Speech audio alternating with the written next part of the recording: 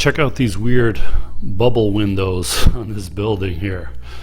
That's the St. Regis Hotel, and that's some kind of art exhibit, I guess, on the windows. So that's the kind of interesting or strange things, like this little old Italian car that just passed by, that you can see walking around Rome, just getting lost. And whether you have a lot of time in Rome or just a few days, there's some attractions that you must see, and 3 of those attractions I'm going to show you today and show you how to get to them in a pretty nice afternoon walk where you can get to all of them.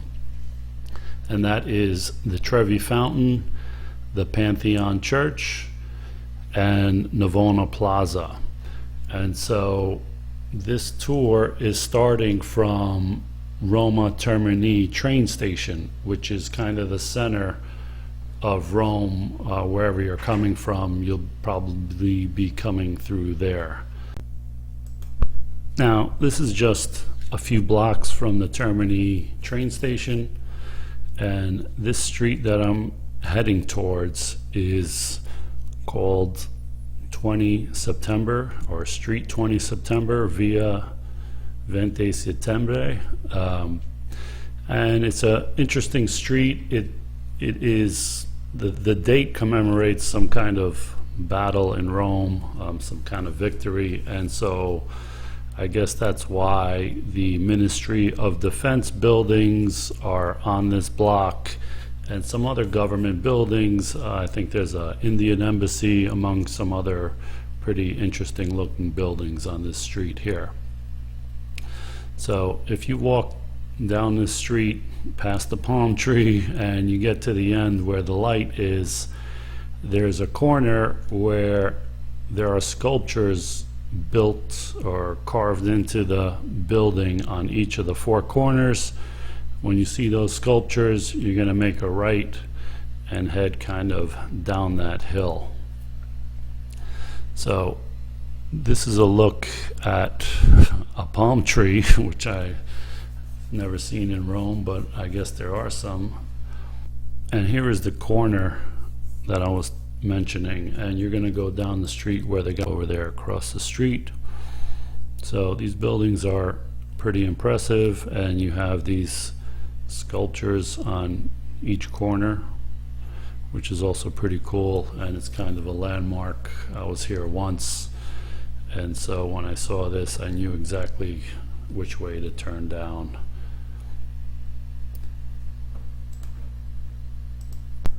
So this whole walking trip from Rome Termini to the Trevi Fountain, it's about 2 kilometers or 1.2 miles. And from there, from the Trevi Fountain to the Pantheon is another about 750 meters or so, about 4/10 of a mile. And from the Pantheon to Navona Plaza is only like 300 meters. Here we are at the bottom of the street where the light is, and if you make the left when you hit the light in the direction where these cars are coming from that have the green light, a few blocks down is the direction of Trevi Fountain. You'll see signs. You're going to make a left between some buildings, and that's the path to go to Trevi Fountain.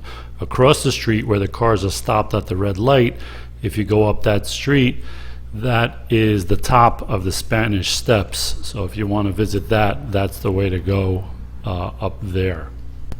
Here is the Trevi Fountain, and I have to say that pictures and videos do not do this fountain justice. You really need to see it in person to understand the size and the detail of it. I mean, this thing is 86 feet tall,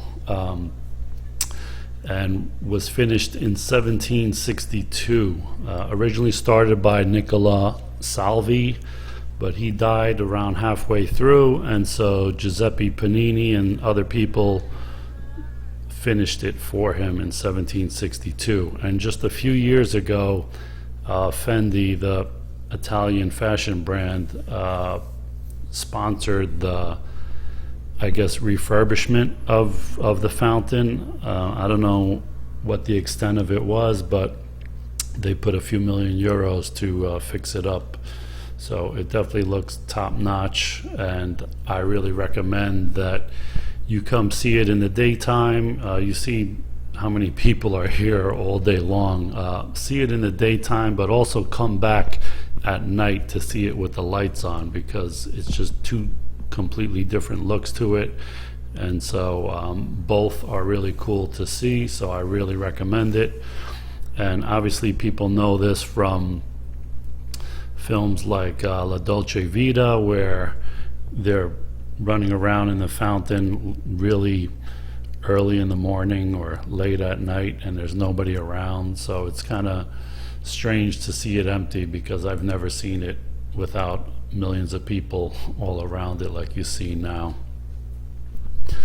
Funny thing is that this fountain was originally going to be done by Bernini about 100 years before it was completed. Pope Urban VIII wanted to do something dramatic here, because this was the three roads where one of the aqueducts met. That's where Trevi comes from, three roads. So he asked Bernini to sketch possible renovations, but then the Pope died, and so that idea, I guess, died with him.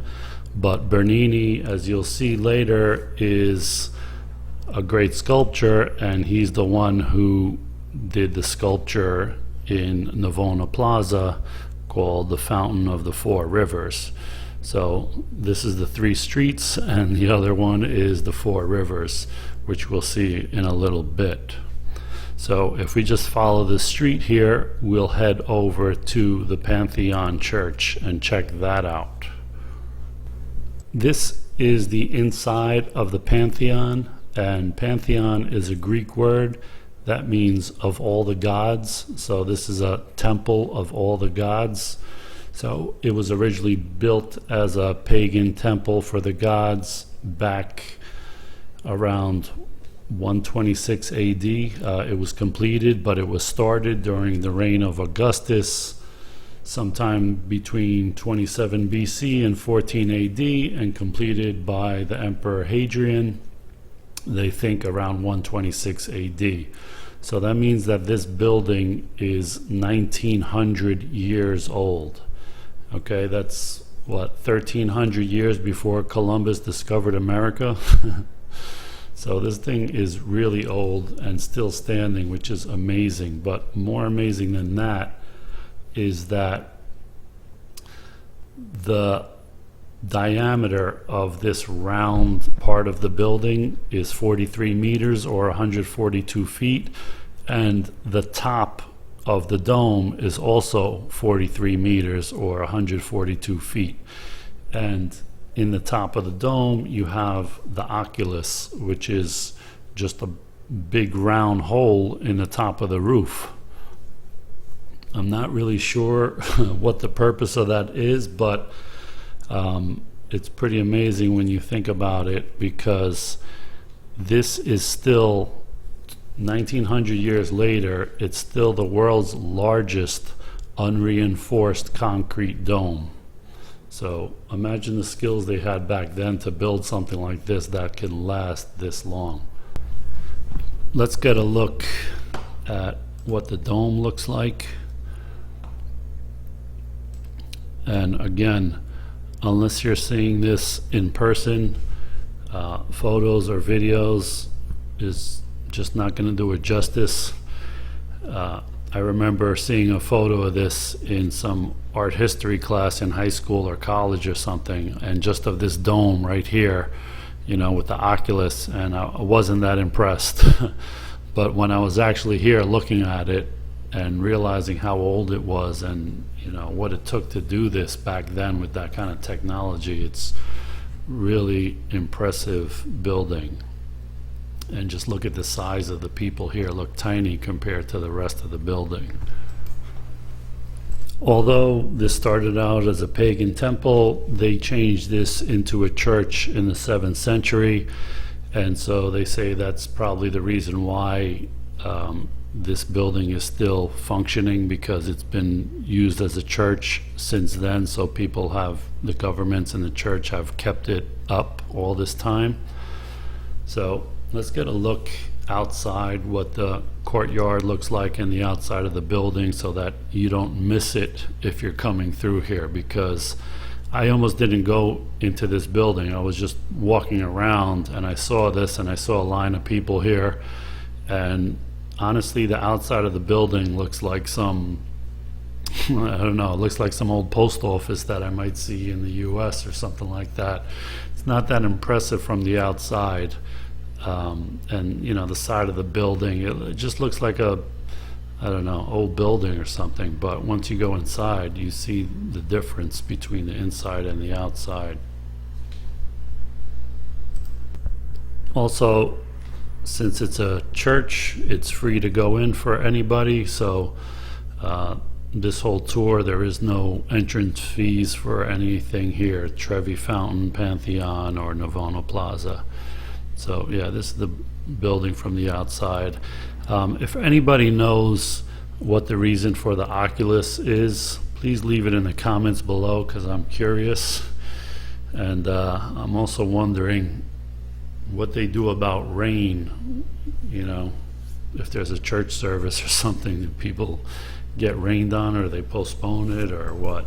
So now we're heading west about 300 meters, or less than 2/10 of a mile, to go to Piazza Navona, or Navona Plaza. And by this time you're probably hungry and want to eat someplace. And while I haven't actually eaten in Navona Plaza, I looked at a lot of reviews of the restaurants on Google and whatnot, and from what I read, it just not a very good place to eat. Supposedly, you know, bad service, there's table minimums, everything's really expensive, and that's, you know, probably because they have really high rents for being in Navona Plaza. So they probably want to push you out of there quickly and turn the tables quickly, and stuff is expensive. So my suggestion to you is leave Navona Plaza after you take a look around and go to just some restaurants on the side streets. I'm sure you'll find something that's a lot better, nicer, and more reasonably priced than Navona Plaza. So why is this plaza so famous? Couple of things. One is that it's built on the site of the Stadium of Domitian, which was built in the 1st century AD. So there was a lot of games going on here. It was known as Circus Agonalis, and eventually the name was changed to Avone, then Navone, and then eventually Navona. So this has some history on this site. But really, without the Bernini sculpture in the middle of the plaza, it's just another nice old plaza, I think. So the sculpture, the Fountain of the Four Rivers, was done by Gian Lorenzo Bernini in 1651 for Pope Innocent X, whose family palace faced actually onto the piazza. The four men in these sculptures represent the four river gods, and they represent the four major rivers of the four continents through which the papal authority had spread by that time, which was the Nile representing Africa, the Danube representing Europe, the Ganges representing Asia, and the Rio de la Plata representing the Americas. Like the Trevi Fountain, I would also recommend coming to the plaza in the daytime and at night if possible. So if you are in Rome, you should definitely make an effort to come check out these three places. And if you like my video, please give me a thumbs up, leave a comment, and subscribe to my channel. All of those things really help me with the YouTube algorithm to get my videos shown to more people. Thank you for watching.